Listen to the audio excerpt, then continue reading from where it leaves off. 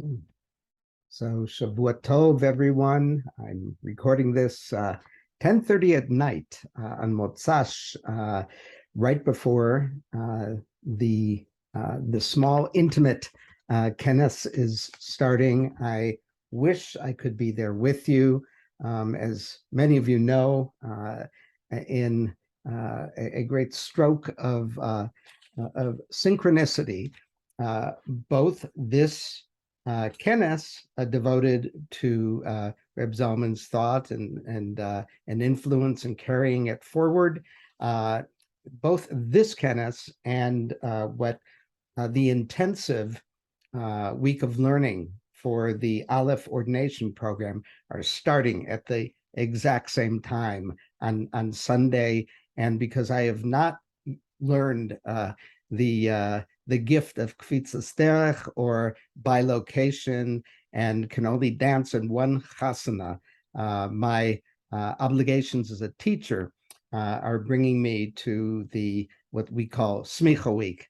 But I'm very delighted to be talking to you and hopefully energetically connecting with all of you via Zoom.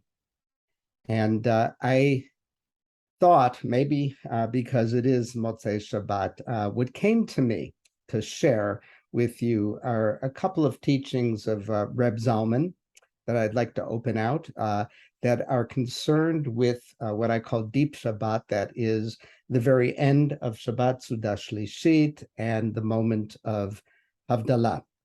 And my sense is that these two very compact teachings are an example of Muata Machaziket Merubeh, a little that contains quite a bit. And I know it's continued to resonate with me. I remember some 15, 18 years ago, one of the students in the AOP program, now Rabbi Simcha Zevit, asked Reb Zalman, can you think of any moments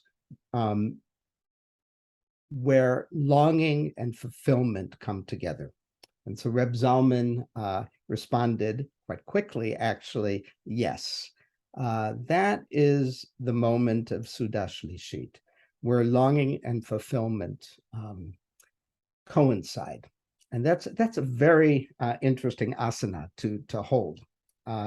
And, I was thinking at the time of the Zoharic understanding, or one of the Zoharic understandings of Mincha time on Shabbat, where on the one hand, at least in one of the accounts of the Zohar, the spiritual arc is reaching its crescendo, Avad Avin, the moment of greatest desire in Keter, Arich Anpin, and at the same time, almost as a reflex of the weekday rhythms, the forces of Din just flutter for a moment, and immediately there is a kind of an influx of chesed that comes, and kosi revaya. It is as though the fullness of Shabbat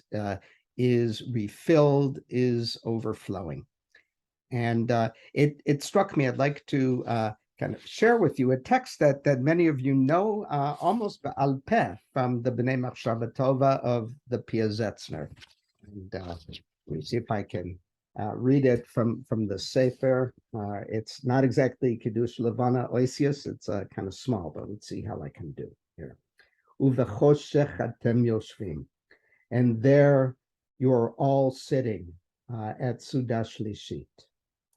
And it's a moment where the actions of the body really fit the motions of the soul at that very moment.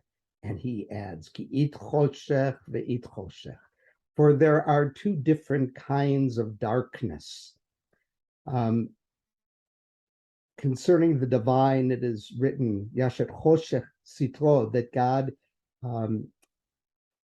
keeps the darkness, the mysterious dark, as God's hiding place. or amitihu. This is true light. V'choshech min haolam hazeh, lo olam velo divrei haolam nir'im kfar. But the ordinary kind of darkness and things of this world are no longer seen, and you go step by step, mikarev psia achar psia el bechinat avad avin ratzon ha'elyon, and you go step by step in deeper into that quality of the greatest desire, in your mind, with your heart, with the very senses of your body.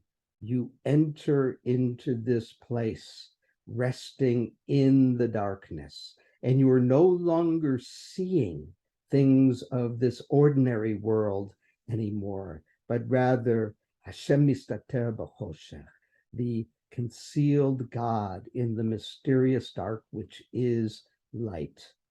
After so much searching throughout Shabbat, bata ela arafel asher sham ha'elohim, like Moses, you have entered into the thick cloud, that cloud of unknowing, where the divine is. Bikashta umatzata et shava nafshecha, from Song of Songs. You have sought out and you have found that which your entire being, your soul loves, the divine beloved.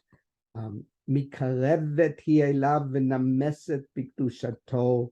The soul draws ever closer until it melts into the holiness. The entire room is filled with the heavenly retinue, mipamalia shelmala, and you press yourself forward among that holy retinue, entering Kodesh HaKodeshim, the Holy of Holies. And your soul longs to go yet further, lifnei v'lifnim v'lavod ha'makom asher sham ha'elohim, to the place where divinity most fully is present. From Song of Songs, oh, I have held him fast, v'lo elpenu, I have not let my beloved go. And if you only knew that that you could always be in this place, your soul would know unbounded joy, simchat olamim. But then here is the flickering of that other darkness, that in a few moments, candles will be lit. You will make the distinction of Havdalah, and you will again enter, tipol, he says, fall into the days of the week. Your soul is bitter. How it can fall from this heavenly darkness, which is Arpile Tohar, the cloud that is illumined from within, how it can fall into Choshech Mitzrayim, into the darkness of our broken world. Cheskat Hatzarot. Tzarat Haguf v'nefesh gam yachad, embodied darkness and tzarot, and the tzarot of the soul, and you tremble and you feel et shtem ata margish ata ketz hayamin v'ketz hayamim. You are feeling both the end of God's right hand being tied behind God's back, so to speak, and the end of the days at the same time. You feel both the exile and the reshimu of Shabbat.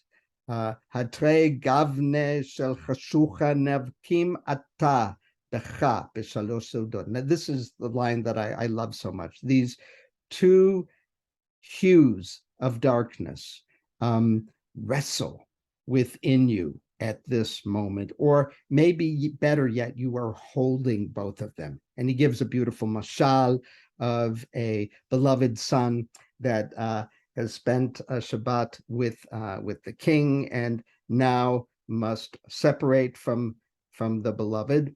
and they embrace at this moment mitaneg umitgagea. That's it, right? That's what Reb Zalman was talking about, both feeling that fullness of joy and the longing at once. So let me just finish this here. Histekel v'hiponen. Pay attention, meditate on this. Ki kol ze over b'nafshecha, rak ata lo hitpananta v'lo yadata. Understand that all of this, the presence and the absence, the fulfillment and the longing are coursing through your soul. And if you didn't meditate on this and pay close attention, you wouldn't know. And I love that he says that if understand that something of the reshima of Shabbat will last the entire week, and because you have been able to hold both of these, kfar dai lecha, that is in some ways enough, because that is, of course, what we are asked to hold in this world, bevat echad. Both the mysterious darkness of presence and something of the brokenness of this world. And the experience of being lit up in joy is something that we carry with us.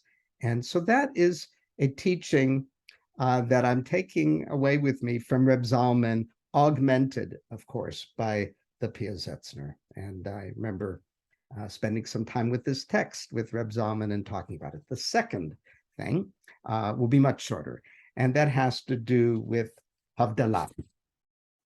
And I've always been attracted to what Buber calls the pan-sacramental, the pivoting of the sacred, the possibility, surely, of finding the holiness at anywhere and everywhere. Leit atar panui mine, bechol drachecha da'ehu, that sense of you can't fall out of the arms of God. No, I believe I have. And but this notion of losif mekodesh alachol, of extending Shabbat into the week, is something that at various times, has appealed to me. And one thing that I learned from Reb Zalman is that if you want to take Shabbat into the week, unless you're the Amshanova Rebbe and can extend it an extra day or two, there is power in gaining ritual closure. That is ritually co-crafting with others in the community, a kli, a vessel, a kli machazik bracha, that can hold something of the joy of Shabbat and some of its deeper lessons and possibilities, so that one can take it into the week. What Reb Zalman was concerned about, rightfully so, is that it would just dribble away otherwise. And so, yes, to a ritual closure. And that ritual closure enables one to sabotage, if not sabotage, the rest of the week. That is to extend some of what Heschel called Shabbostikkeit, Bechinat Shabbat Bechol, into the week. So that is really the way of doing Hamavdil, which makes possible Hamegasher Ben Kodesh Lachol. And so that is another teaching of Reb Zalman's, a wise one, a wise teaching that I carry with me. So to conclude, I'm going to sing a nigun. This is a nigun that Reb Zalman, when he was a young man at Chabad, used to sing at Sudah Shlishit with Chezkel Roth, his old buddy from those Chabad days. And I didn't drink a goggle muggle. It's near the end of the day, so my voice is not in tip-top shape. Nonetheless, I invite you to sing with me. It goes like this. Ayana Ya na na na na na na. Tini ay yamba. Ayaradamba. Aya aya aya aya aya. I ananana. I ananana. Ah na na na na. Yada da. Ay ay ay ay ay. Yamba bom. Ay da na na na na. Ay na na na na. Tini ya na na ya na na. Ay ay ay ay ay ay ay ay na ya da damba. Tiri ay ay ay ay ay ay ay ay ay. Ay ay ay ay na na na ay ba ba bum ba. Ay ay ay ay ay ay ay.